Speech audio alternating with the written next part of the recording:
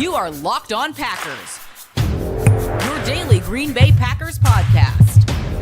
Part of the Locked On Podcast Network, your team every day.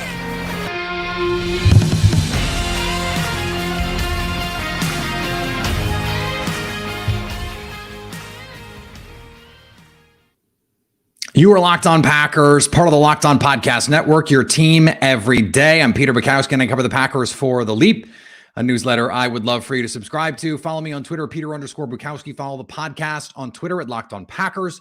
Like us on Facebook. Subscribe to the podcast to iTunes, Spotify, Google Podcasts, wherever you find podcasts, you will find Locked On Packers, the #1 Packers podcast on the internet, and the show for fans who know what happened. They want to know why and how. Today's episode brought to you by our friends at Bet Online. All of your gambling needs in one place right now with the latest news and action. Bet Online, where the game starts. All right. It is time. It is time to actually play football for the Green Bay Packers. They kick it off against the Minnesota Vikings on Sunday afternoon. And let us start. We will get to some questions later. But let us start with the injuries. We know that Allen Lazard is doubtful. We know that Elgton, Jenkins, and David Bakhtiari are questionable. We'll get into that in just a second. And we know that Big Bob Tonyan is off the injury report. He is off the injury report altogether. So that means he is as good to go as you can be. Let's start, though, with Allen Lazard. This is the more surprising of the injury news, I think. We talked about it this week. He needed a chance to go on Friday to have a chance to be able to play on Sunday. Did not get that green light. He was asked what he needs to do to play and told some reporters that the answer was pray. That seems suboptimal. It doesn't look like Green Bay Packers' presumed wide receiver 1 is going to be able to play in their first game. When you lose the wide receiver 1, the best receiver in football in the offseason, and the guy who is going to replace him is not going to be able to play in what is essentially a critical Week 1 NFC North matchup on the road when you have offensive line questions, that's a pretty big deal.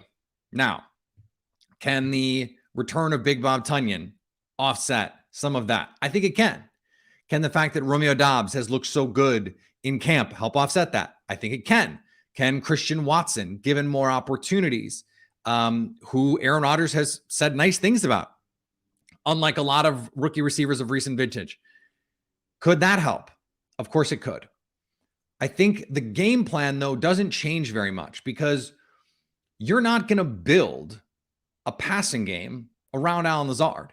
You're just not. He is, and I have said this for a long time, he is capable of doing a lot more in this offense than he was asked to do in terms of being more of the focal point of this offense. But we heard Matt LaFleur say it. We heard Aaron Rodgers say it. The structure of the offense, the plays, the concepts, the ideology, it's not going to change. Everything that this offense is something it has already been.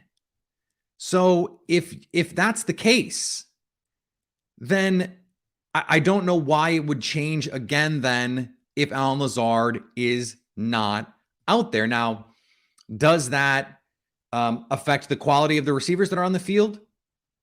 Yeah. But it also changes the potential geometry of the field. I almost said chemistry, and that is half right. And then I almost said geography, and that's also half right.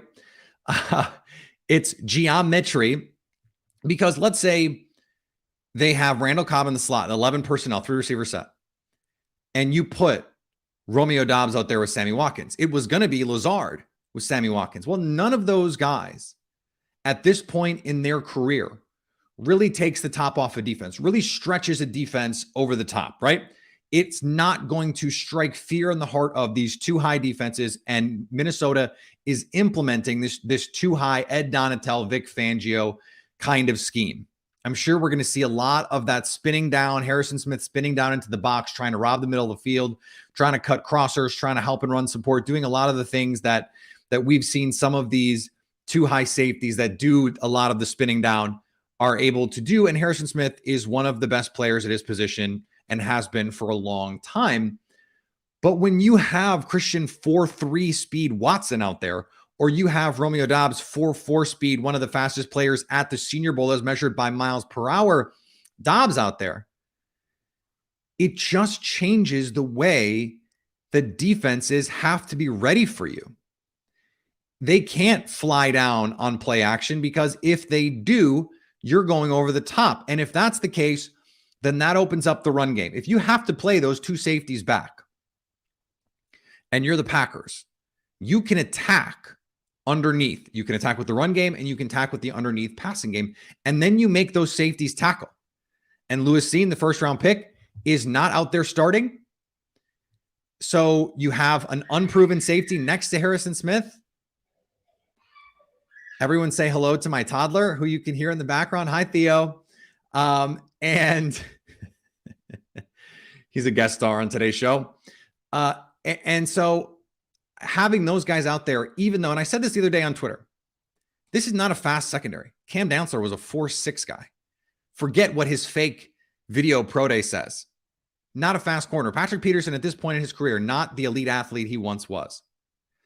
Harrison Smith is still a very instinctive player, but not the elite athlete he once was. And the linebackers, look, the linebackers are pretty fast. Eric Kendricks, one of the best players in the league at his position, but, and plays instinctively enough that it sort of doesn't matter that he's not a burner corner. But Chandon Sullivan, not elite speed in the slot. Cameron Bynum is the starter there. He's a 4th round pick from a year ago, and has not shown that he is much of anything. He was a 4.58 guy coming out of college. If you have speed and you can push down the field, then that takes a lot of pressure off your run game, and it takes a lot of pressure off the underneath passing game, because those safeties have to stay deep. They have to stay back, and having more opportunities to get Christian Watson on the field and Romeo Doubs on the field in that way is a positive for your spacing. Is it a positive for the guys that are out there necessarily in terms of pure quality? Maybe. We'll see. I think Alan Lazard is better than those guys. Sammy Watkins is going to play enough that, we'll see what happens. Sammy Watkins, according to Aaron Rodgers, looks great out there. So that's something to at least keep in mind. Rodgers does not just gas up nobodies. I think that we should expect a pretty heavy workload from him early on. He got a heavy workload in Baltimore last year and was productive. Now let's look at the offensive line part of this. David Bakhtiari didn't practice today, and that was seen as essentially a death blow to his chances of playing on Sunday. But then when Matt LaFleur was asked about it, he said, we'd seen enough. We'd seen everything we needed to see from David Bakhtiari. He's moving great. That's enough. Didn't say he was going to play, said he was going to be officially questionable. Okay, so my ears sort of perked up when I heard that. And then I remembered something that Matt LaFleur had said. I'm doing the Brian Windhorst fingers for those of you who can see me on YouTube. He said earlier in the week, he knows who the starters are already. Which is to say, this was not a test. This week was not a test. He said that on Monday or Tuesday. So he was not going to use this week to test these guys' readiness to play. That they knew going into the week who was going to be ready and who wasn't going to be. I think that's an important thing to know. And those two things go together. If they'd seen enough of David Bakhtiari and the Packers knew on Monday or Tuesday who was going to be the guy, I think that's a good sign. I know that a lot of you listening right now and watching right now are doing the Jeremy Renner meme, don't give me hope. And I get that. It's been, I think, 21 months since David Bakhtiari had ACL surgery. And so at this point, I think the Matt LaFleur approach of of no timelines is better than anything else. We're just going to see. But here's the other thing.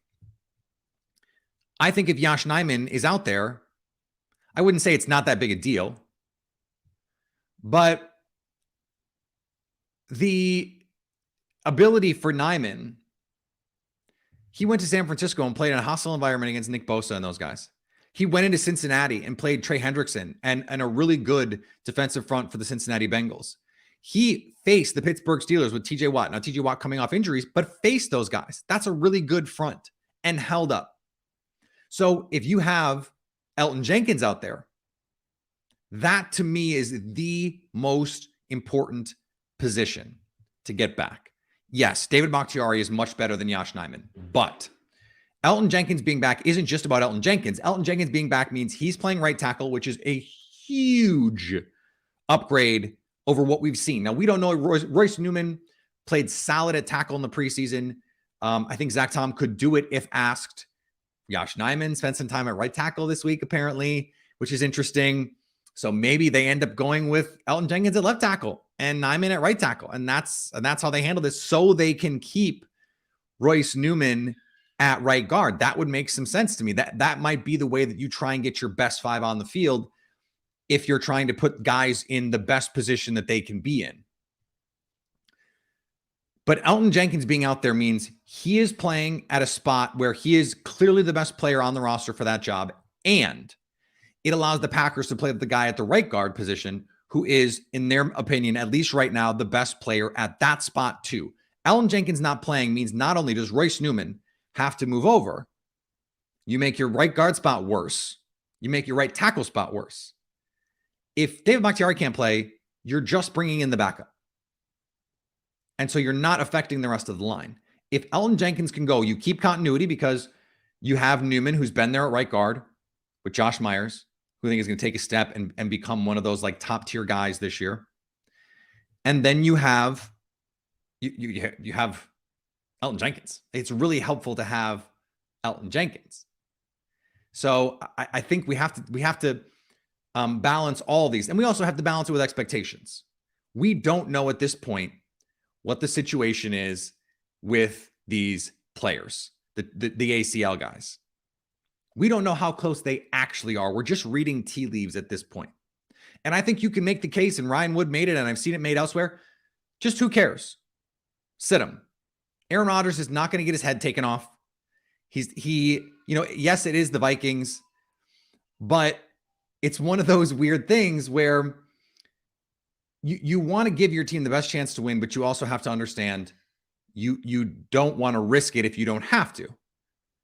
The flip side of that is healthy players play. Jacob Westendorf had that tweet, our buddy. And if Elgton Jenkins is cleared to go, he should play. If David Bakhtiari is cleared to go, he should play. Big Bob Tonyan is playing because he's cleared to go. He's cleared to go. So he's going to play. That's what football players get paid to do.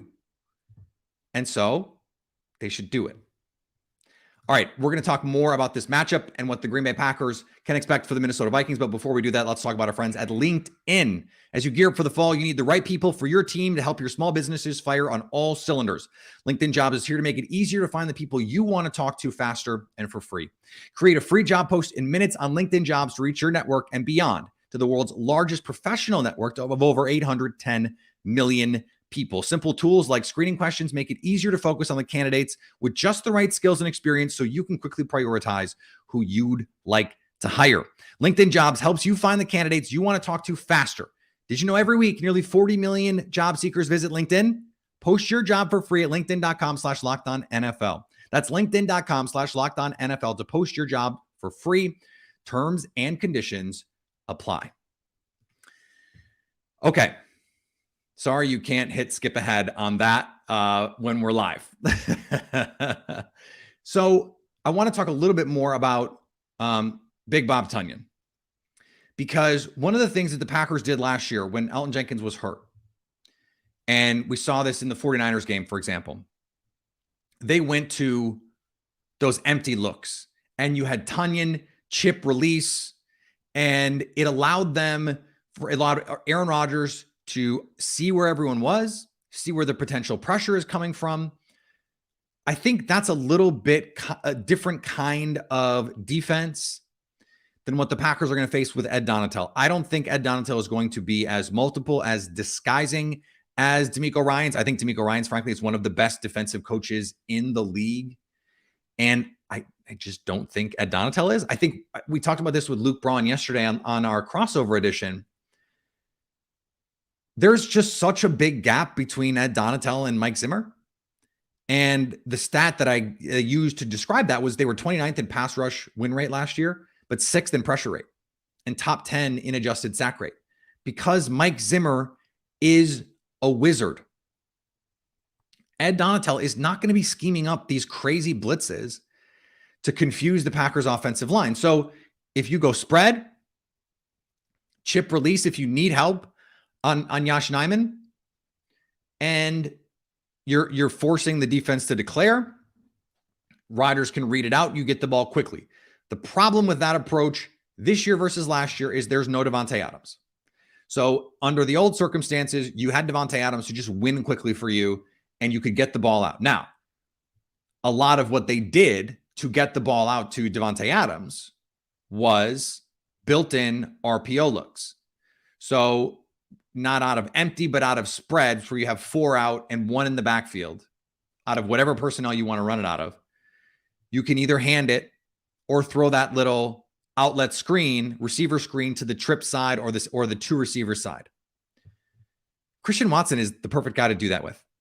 You can do that with Randall Cobb. You can do that with Sammy Watkins. You can do that with Romeo Doubs. You can do that with Amari Rodgers. I think we're going to see more jet. Go back to 2020 and that first game in Minnesota. Now, again, Davante Adams, awesome in that game.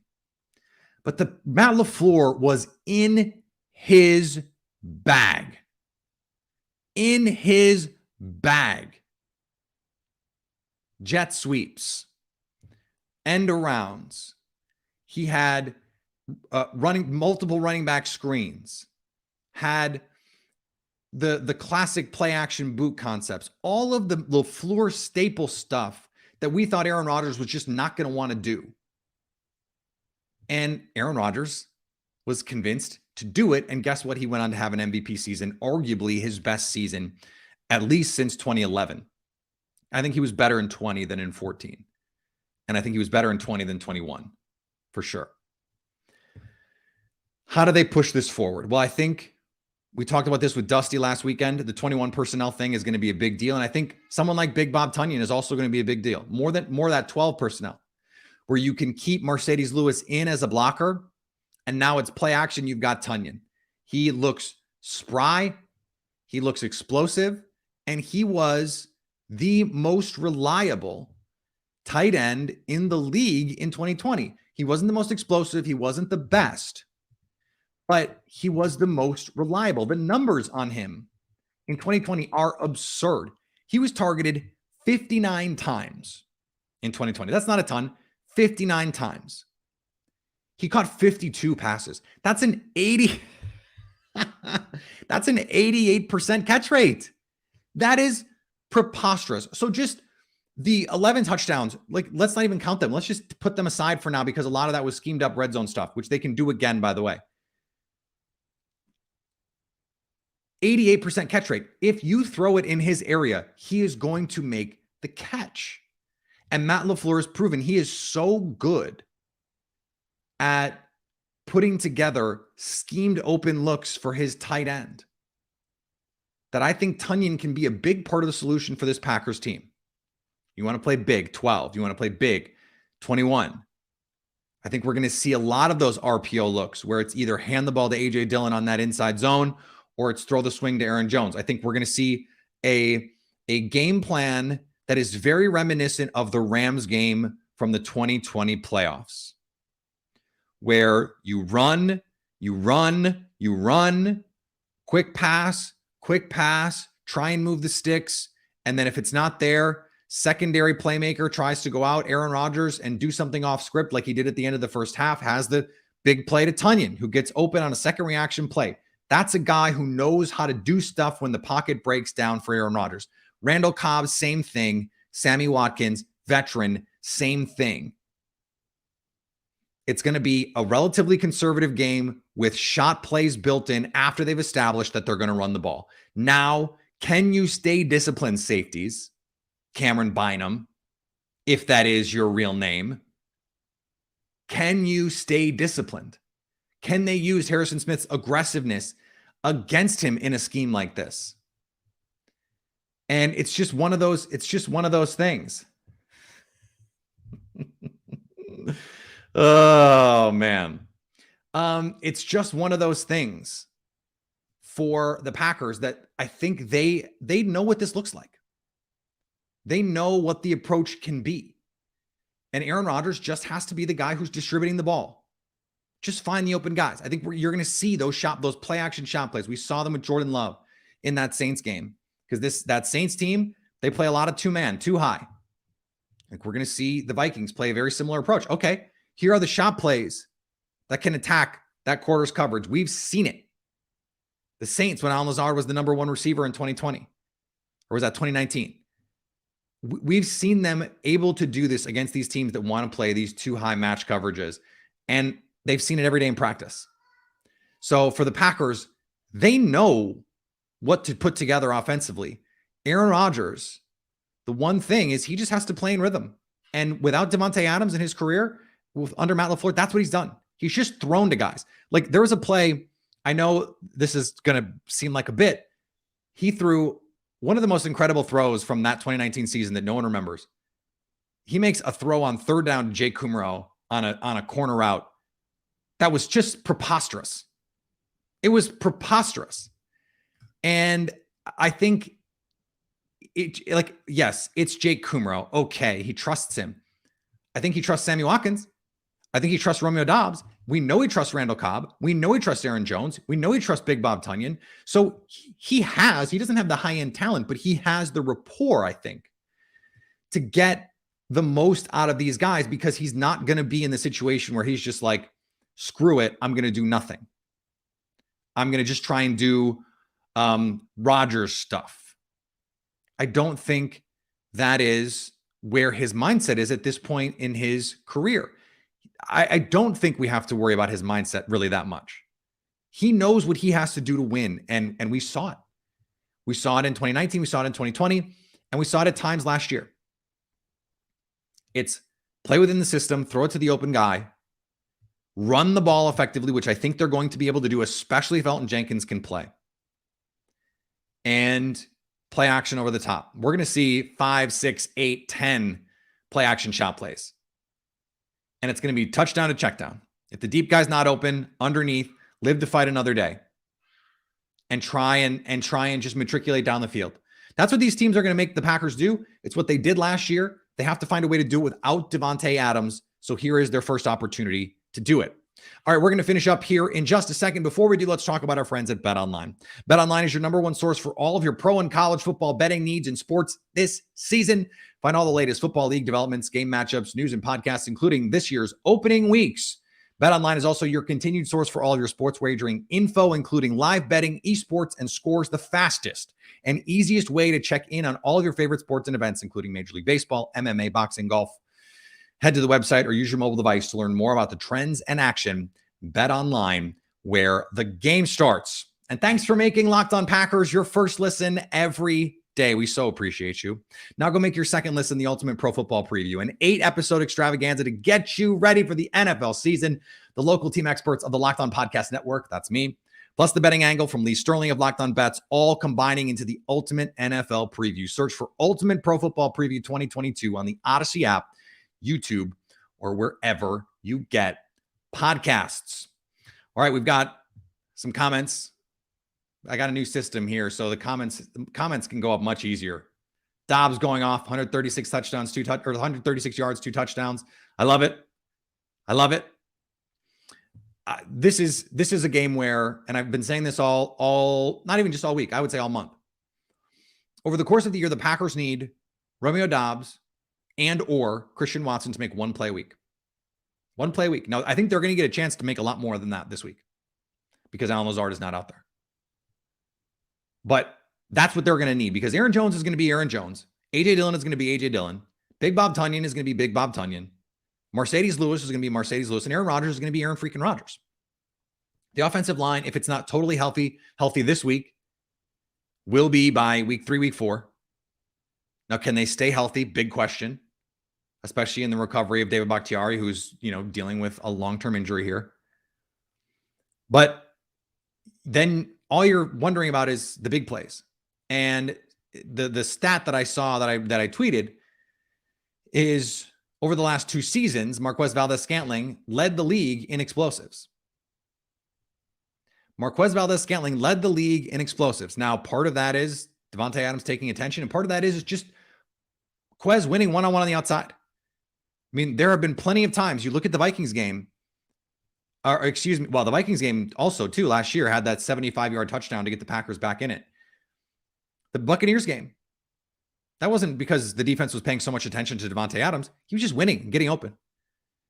The Jaguars touchdown from a couple years ago, big play touchdown. The Bears 2019, the first play of the game, or one of the first plays. I think the first play of the game against the Bears that season, he dropped, but had the big 50-yard play that set up the first points of the game for the Packers. Wasn't Davante Adams. That was play action. That was run action. So you have to be able to credibly run the ball, which the Packers are going to do. They're going to come downhill at this Vikings team. They're going to run right at Zadarius Smith, make him make tackles, make him tackle A.J. Dillon. Elgton Jenkins versus Big Z is going to be a fun matchup to watch. The Allen Lazard thing changes my view of this game a little bit, but so does the fact that I think David Bakhtiari and or Elgton Jenkins, one of those two is going to play. I think Jenkins is most likely to play. I think it's better than a coin flip Jenkins plays and about a coin flip that Bakhtiari plays. Tonyan being back is a deal, a real thing. And so as a result, I am picking the Packers, and that has not changed. I think now more like 27-21. I think they cover. It's like 1.5. I think a field goal is about right, but I think that the injury difference and the continuity difference makes this about a touchdown game. 27-21 Packers is my final. I believe that means the under. I have to double check that. But I think the Packers get the win. They go into Chicago. They take care of business. Although I will say I am very much prepared for the Packers to lose this game and then go hard on their Super Bowl odds the following week when they go to like 15-1. Like, we know week 1 is not a big deal. And if none of the guys play, if Lazard, Bakhtiari, and Jenkins all don't play, or if like they play and look like diminished versions of themselves, it's probably not going to be that big a deal because the rest of the schedule breaks so nicely for them that it's more about how they're playing in November, December, January. Now, this is not excuse making to say, oh, well, if they lose, it's not a big deal. No, it's going to be a big deal. Their game, 538, has this great ranking. They use ELO, but then they also put like competitiveness score and importance score. This was by far the most important game of the week for playoff implications. Like, it had an importance score over 90. This is a huge game for playoff positioning for the Packers and the Vikings. It has huge implications in the NFC North. This is a big game, and losing it would be bad. It would suck. But I still think the Packers can and would comfortably win the NFC North, even if they lose this game, which is why I understand some people, even if it's not my position, why some people would say it's okay if they rest some of these guys, even if they're ready to go. Not into that. If they're ready to go, they should play. I can't wait to see them play, and this should be a fun game. All right, we're going to be back next week. Recap on Wednesday, live after the game Sunday. Podcast will go in your feed on Monday morning, but it will be on YouTube first. We will be live on here after the game, so come hang out with us. It's going to be a good time because the Packers are going to win. The Packers are going to win. So check us out on YouTube, subscribe on YouTube, and then follow me on Twitter, Peter_Bukowski. Follow the podcast on Twitter at Locked On Packers. Like us on Facebook. Subscribe to the podcast. iTunes, Spotify, Google Podcasts, wherever you find podcasts, you will find Locked On Packers. And anytime you want to hit us up on the Locked On Packers fan hotline, you can do that, 920-341-3775. Stay Locked On Packers.